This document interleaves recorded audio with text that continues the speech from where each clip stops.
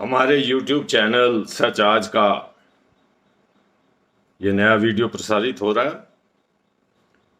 हमारे सब बंधुओं को, भाइयों को, प्रशंसकों को, श्रोताओं को सादर नमस्कार, प्यार भरी नमस्ते। मैं डॉक्टर सर्वदानंद आर्य आपसे संबोधित हूँ। जैसा कि आपको विदित है कि हम पिछले वीडियो में ये बात कह चुके हैं, चीफ इलेक्शन कमिश्नर ने और उसके दोनों सहपाठी, उनके दोनों सहयोगी चुनाव आयुक्तों ने चुनाव की घोषणा कर दी है। 2 प्रांतों के अंदर चुनाव होने, चुनाव की मतदान की अंतिम तारीख 1 अक्टूबर है। हरियाणा में तो 1 चरण में ही हो रहे हैं, जम्मू कश्मीर में 3 चरण में हो रहे हैं और इसका परिणाम जो है वो 4 अक्टूबर को आ जाएगा। अब उस पिछली चर्चा का ज्यादा उल्लेख नहीं करते क्योंकि उसमें बहुत तरीके से हमने ये समझा दिया था कि क्या रोल है चुनाव आयुक्तों का और मुख्य चुनाव आयुक्त का। इलेक्शन कमीशन जो है उसका रोल कितना प्रशंसनीय है और हरियाणा में वो कितनी दखलंदाजी करना चाहते हैं या अन्य प्रांतों में उनका क्या रुख रहेगा, इसके बारे में अब चर्चा दोबारा करने की आवश्यकता नहीं है। आप पिछला वीडियो जो है उसके अंदर इसकी काफी अच्छी तरह से चर्चा हो गई। आज एक खबर आई है जिससे थोड़ा सा मानसिक उद्वेग भी हुआ और मैंने सोचा कि इस बात को आपसे शेयर किया जाए कि नेशनल कॉन्फ्रेंस, जो कि जम्मू कश्मीर की सबसे बड़ी पार्टी, उसके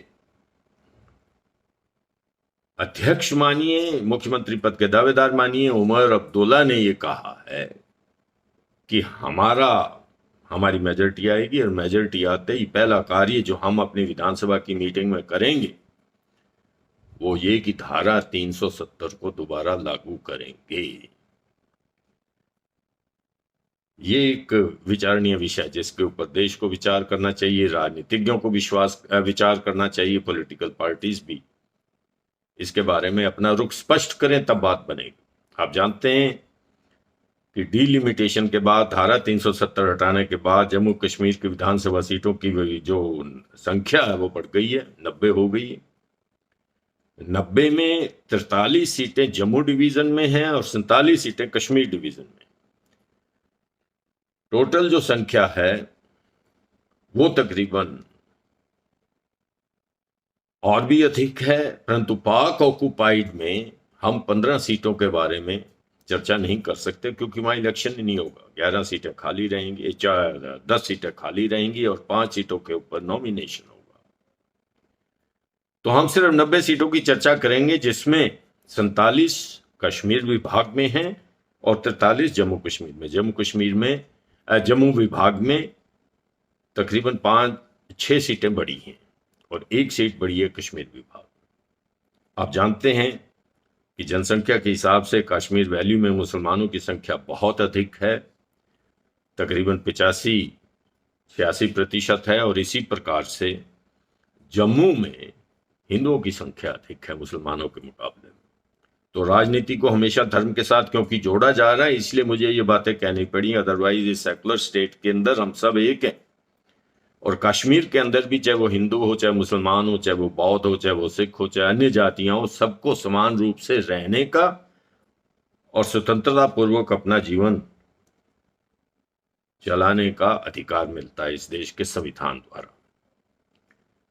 उमर अब्दुल्ला और मुफ्ती महबूबा की पार्टी पीडीपी ये एक बहुत बड़े विपक्षी गठबंधन जिसको हम इंडिया बोलते हैं उसका भी हिस्सा, और इंडिया का जो मुख्य हिस्सा, मुख्य सूत्रधार है, सबसे बड़ी पार्टी है उस गठबंधन में, वो कांग्रेस।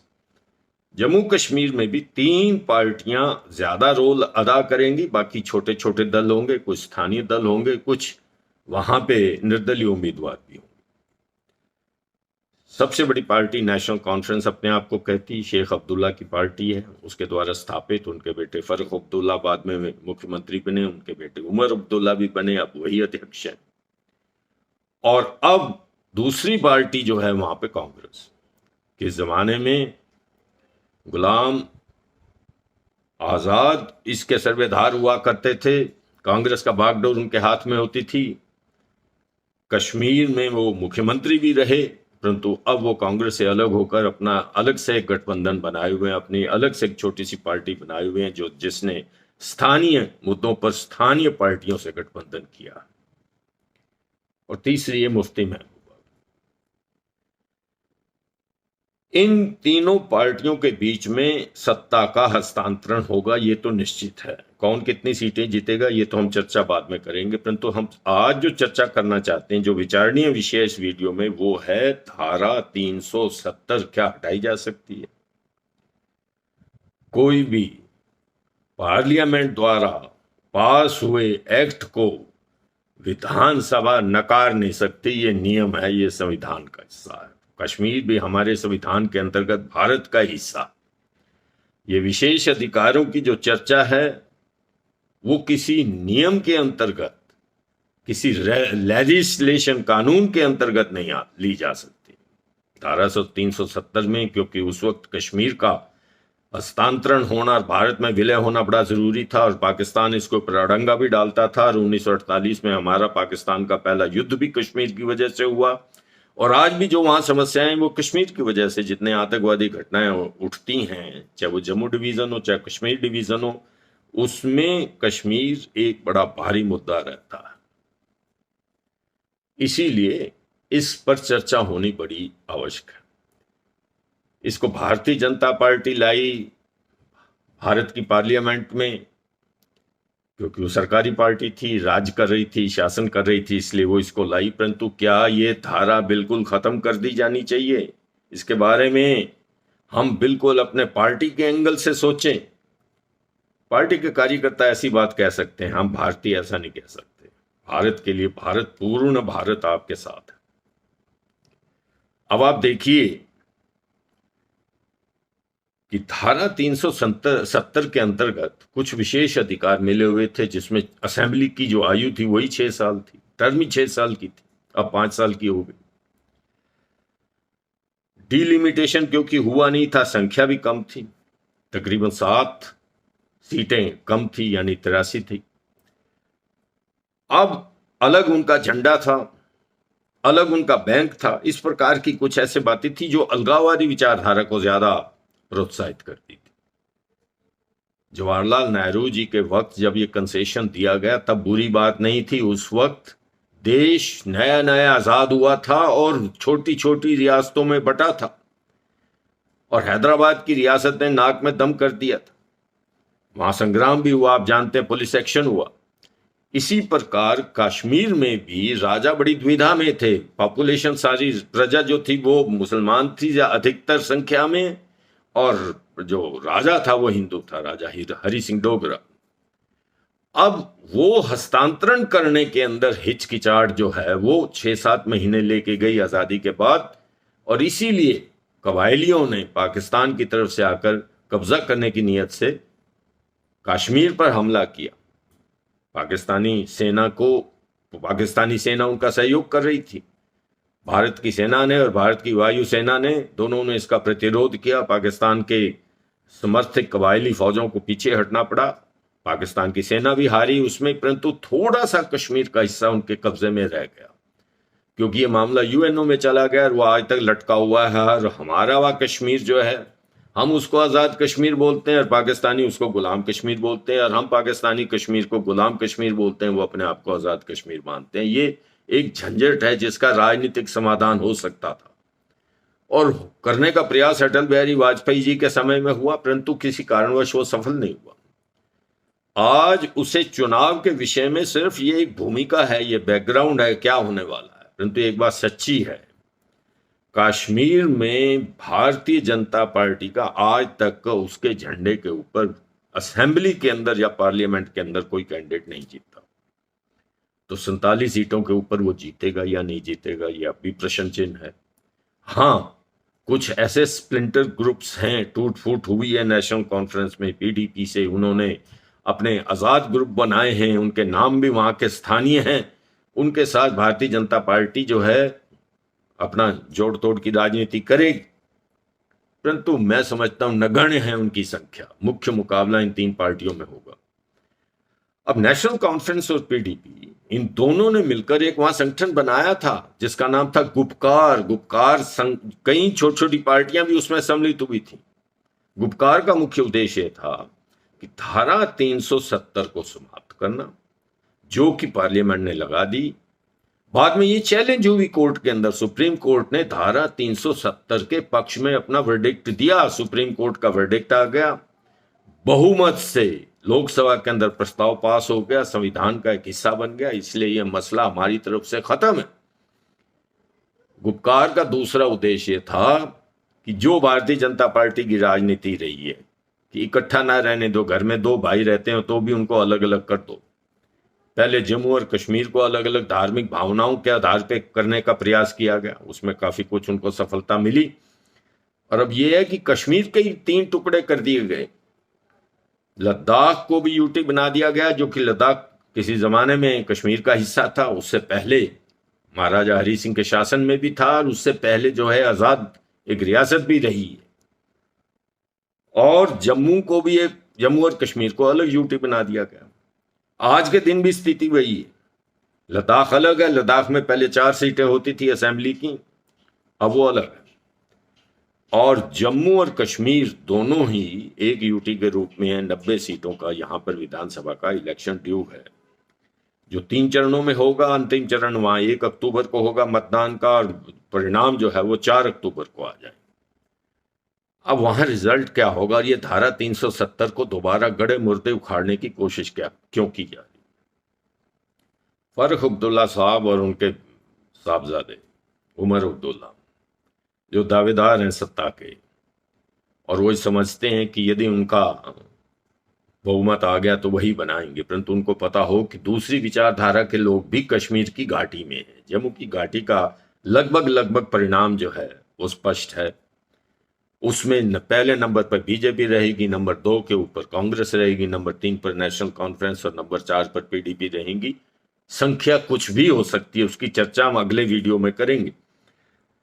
परंतु नेशनल कॉन्फ्रेंस में नेशनल कॉन्फ्रेंस घाटी में, कश्मीर वैली में, घाटी में अपनी पहचान अच्छी तरह बनाई हुई। ये अलग बात है, उनको कई बार हार का भी सामना करना पड़ा, हार भी देखनी पड़ी। अभी जो पार्लियामेंट का इलेक्शन हुआ है उसमें उमर अब्दुल्ला हार गए अपनी लोकसभा सीट से। बाकी वहां पे जो 2 लोकसभा सीट थी उनके ऊपर जीते नेशनल कॉन्फ्रेंस, 2 पर वहां आजाद उम्मीदवार।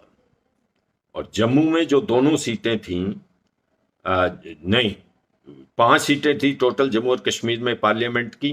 कश्मीर साइड में 3 थी और 2 सीटें जम्मू में थी। कश्मीर की 3 सीटों में 2 पर नेशनल कॉन्फ्रेंस जीती और 1 पर उमर अब्दुल्ला हारे, एक निर्दलीय उम्मीदवार। और जम्मू में दोनों सीटों के ऊपर भारतीय जनता पार्टी की जीत हुई। इसलिए यदि वो ये समझते हो कि मैं एक कॉन्स्टिट्यूशनल क्राइसिस पैदा कर दूंगा तो यह असंभव है। असंभव क्यों है? नंबर 1, कॉन्स्टिट्यूशनली ये बात ठीक नहीं है। कॉन्स्टिट्यूशन का अमेंडमेंट हो गया, उसका समर्थन पार्लियामेंट ने कर दिया, उसका समर्थन सुप्रीम कोर्ट में चैलेंज किया गया, इसी गुपकार संगठन के द्वारा वो हो गया। गुपकार संगठन चाहता था, दूसरी इनकी डिमांड ये थी, धारा 370 को छोड़कर दूसरी डिमांड ये थी कि इलेक्शन कराया जाए और स्टेटहुड दोबारा मिले कश्मीर और जम्मू को। इलेक्शन हो रहा, सुप्रीम कोर्ट का आदेश था 30 सितंबर तक करवा दिया जाए, तो यहाँ 4 अक्टूबर को खत्म हो जाएगा परिणाम सहित, तो कोई ज्यादा देरी की बात भी नहीं है। और दूसरी बात, उनको स्टेट बनाने का जो जिम्मा है वो फिर पार्लियामेंट के पास आता है, और पार्लियामेंट में जो सबसे बड़ी पार्टी वो एनडीए है। ये घोषणा तो कर चुके हैं हमारे प्रधानमंत्री भी, होम मिनिस्टर भी, जल्दी ही स्टेटहुड मिलेगा या ना मिलेगा, जो भी होगा परिणाम होगा, परंतु स्टेटहुड तो जम्मू और कश्मीर को मिलेगा। इसके बारे में ज्यादा इफर्ट की आवश्यकता नहीं है। और ये कार्य भी गलत था, धारा 370 हटाना बिल्कुल ठीक था, जम्मू कश्मीर को हिस्सों में बांटना बहुत गलत था। तो भारतीय जनता पार्टी की सरकार का जो दूसरा कार्य है वो प्रशंसनीय नहीं है, पहला कार्य ठीक है। सबसे बड़े विपक्ष कांग्रेस ने इसका समर्थन किया, इंडिया गठबंधन में भी सबसे बड़ा पार्टी जो है वो कांग्रेस की है। और कांग्रेस का बड़ा स्पष्ट, मैं कांग्रेस के प्रवक्ता के रूप में आपसे संबोधित नहीं हूं, जो कुछ हुआ उसके आधार पर मैं आपको बता रहा हूं, कांग्रेस के सारे नेताओं का, चाहे वो सोनिया गांधी हो, खड़गे जी हो, राहुल गांधी हो, सब स्पष्ट रूप से ये कह चुके हैं कि धारा 370 के समर्थन में कांग्रेस पार्टी ने मतदान किया है पार्लियामेंट के अंदर, हम इसके साथ हैं। और दोबारा इस धारा 370 को लागू नहीं किया जा सकता। ये कंसेशन था, ये एक ऑर्डिनेंस था, संविधान के अंदर ये संशोधन नहीं था। अब संविधान में संशोधन करके इसको पूर्ण रूपेण समाप्त कर दिया गया है और इसके अंतर्गत मिलने वाले जो विशेष अधिकार हैं उनको भी समाप्त किया गया। हाँ, कांग्रेस का एक रुख ये था, क्योंकि ये बॉर्डर की स्टेट है, पाकिस्तान से रोज मुकाबला होता है, गरीब स्टेट है और प्राकृतिक आपदाएं भी बहुत आती हैं, इसीलिए जो विशेष अधिकार हैं इनको दिए गए, उसको धारा 370 के अंतर्गत मत दीजिए, वो तो समाप्त हो गई, परंतु किसी और कारणवश आप पैकेज दे सकते हैं स्टेट को। और तीसरी बड़ी बात जो कांग्रेस ने कही थी और जिसको मानने में किसी को गुरेज भी नहीं, इतराज भी नहीं है, कि इसकी दोबारा स्टेटहुड शामिल की, इसको बनाई जाए। हाँ, लद्दाख के लोगों का अपना रुख है, लद्दाख नहीं चाहता दोबारा कश्मीर में जाना, ठीक है, उनको आप यूटी के रूप में रखें, परंतु जम्मू और कश्मीर अभिन्न अंग है एक दूसरे का, इसीलिए इनको दोबारा स्टेटहुड मिलना चाहिए। उमर अब्दुल्ला जी, आपको मैं बहुत प्यार से, अच्छे तरीके से, ज्ञानवान तरीके से, शिक्षक होने के नाते ये समझा रहा हूं, इस मसले में आपको कुछ नहीं मिलने वाला। मुझे पता आप क्यों मसला उठा रहे हैं, क्योंकि गुपकार में आप इसके प्रति कमिटेड हैं। कश्मीर में वोट आपको तभी मिलेगा जब भारत के विरुद्ध थोड़ी बहुत बात करेंगे, परंतु याद रखिए स्थिति बदल गई है। मैं कश्मीर में काम कर चुका हूं, कश्मीर में अब भी आता जाता हूं, मुझे पता है स्थिति पहले क्या थी, आज क्या है। इसीलिए परिस्थितियां बदल गई हैं, देश के साथ सारा कश्मीर चलने के लिए तैयार है, इसलिए सेपरेशन की तो बात ही ना कीजिए, नहीं तो ये सेपरेशन की बात तो अन्य कई स्टेट भी उठाकर खड़े हो जाएंगे। हाँ ठीक है, आप विशेष अधिकार की बात करते हैं, हम उसका आपको पूरी तरह से सहयोग करते हैं, आपकी प्रशंसा करते हैं इस काम की, अपनी स्टेट की विकास के लिए यदि आप ये बातें करते हैं, कोई स्पेशल पैकेज देने की बात करते हैं, आपका हक है मांगने का, बिहार को मिला, अभी आंध्र को मिला, आपको भी मिल सकता। और इसके साथ साथ आप स्टेटहुड दोबारा मांगते हैं, ये भी आपकी जायज डिमांड है, परंतु धारा 370 इसके ऊपर कांग्रेस आपका साथ नहीं देगी, दे ही नहीं सकती। मैं कांग्रेस समर्थक या स्पोक्समैन होने के नाते नहीं बोल रहा, ये सच्चाई है, सब देशवासियों को भी पता है, कांग्रेस को भी पता है, कांग्रेस हाईकमांड को भी पता है, और पता आपके पिताजी को भी है और आपको भी है, और महबूबा मुफ्ती को भी पता है कि दोबारा धारा 370 नहीं आ सकती, इसको तो जाइए भूल। हाँ, इलेक्शन लड़िए, आपकी सीटें अच्छी आ सकती हैं, आपके पास यदि इस प्रकार की बातें करेंगे कि पहली मीटिंग में यदि हमें बहुमत मिलता है तो असेंबली में पहली मीटिंग के अंदर ही हम ये कह देंगे कि धारा 370 को हम दोबारा लगा रहे हैं, आपके पास हक नहीं है, आप प्रस्ताव पास करते रहिए। प्रस्ताव तो पास कई असेंबलीज कर चुकी हैं, ऐसी बातें जो सेंट्रल पॉलिसीज के खिलाफ होती हैं, कहीं उसमें उचित भी प्रस्ताव होते हैं, कहीं बिल्कुल अनुचित होते हैं, ये आपका भी प्रस्ताव बिल्कुल अनुचित है। दूसरी बात मैं आपको स्पष्ट कर दूं, ये बातें मैं अगले वीडियो में कहूंगा, 3 प्लेयर हैं वहां पर इलेक्शन में, बाकी माइनर प्लेयर्स हैं, वो अदर्स की श्रेणी में आएंगे। नेशनल कॉन्फ्रेंस को कितनी सीटें मिलेंगी, कांग्रेस को कितनी सीटें मिलेंगी, पीडीपी को कितनी सीटें मिलेंगी, इसके ऊपर क्वेश्चन मार्क। कांग्रेस तो कमिटेड है, एक राष्ट्रीय पार्टी है, इसलिए कमिटेड है कि धारा 370 के हक में हमने मतदान किया था, उसके साथ खड़े हैं। धारा 370 हट गई सदा के लिए, दोबारा लागू नहीं की जा सकती। जहां तक पीडीपी का प्रश्न है, गुपकार में आपके साथ मुफ्ती महबूबा जी ने जो कुछ कहा, जो फैसले आप लोगों ने किए, आपका गुपकार संगठन भी खत्म हो गया। अब अपने बड़े संगठन की बात करिए, इंडिया गठबंधन। अब लड़ाई इंडिया गठबंधन और एनडीए की होगी, ये बात ठीक है, आप लोकसभा में सब इकट्ठे लड़े। विधानसभाएं आप अलग अलग लड़ रहे हैं, परंतु विधानसभा के बाद यदि किसी की मेजोरिटी नहीं आती तो आप इकट्ठे होंगे। 47 सीटें उमर अब्दुल्ला जी, आपकी पार्टी पूरी तरह से जोर शोर से लड़ेगी। क्या असंभव सा काम कर लेंगे? 47 में से 47 सीटें आपकी आ जाएं कश्मीर वैली में। जम्मू में आपकी सीटें कम आएंगी।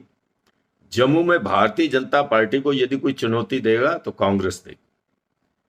और आप सच मानिए, एक बहुत इस तरह की विधानसभा आएगी जिसमें किसी का बहुमत नहीं होगा। ना आपका होगा, ना कांग्रेस का ना होगा, ना पीडीपी का होगा, ना बीजेपी का तो कोई प्रश्न ही नहीं है वहां पर बहुमत। बीजेपी तो वहां पे तीसरे चौथे नंबर पे आएगी।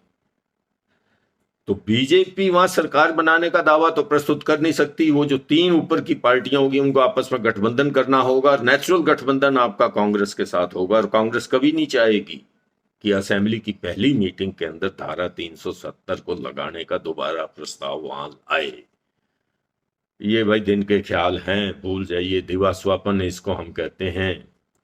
आप प्रोग्रेसिव आदमी हैं, इंग्लैंड से पढ़कर आए हैं, विचार भी आपके अच्छे हैं। आपके जब भी मैं डायलॉग सुनता हूं, जब आपकी स्टेटमेंट पढ़ता हूं, सिवाय स्टेटमेंट के बाकी सब स्टेटमेंट की मैं प्रशंसा भी करता हूं। धर्मनिरपेक्ष भी हैं, राष्ट्रवादी भी हैं। परंतु धारा 370 को वापस लाना राष्ट्र के हित की बात नहीं, इसे भूल जाइए। धन्यवाद, सबको नमस्कार।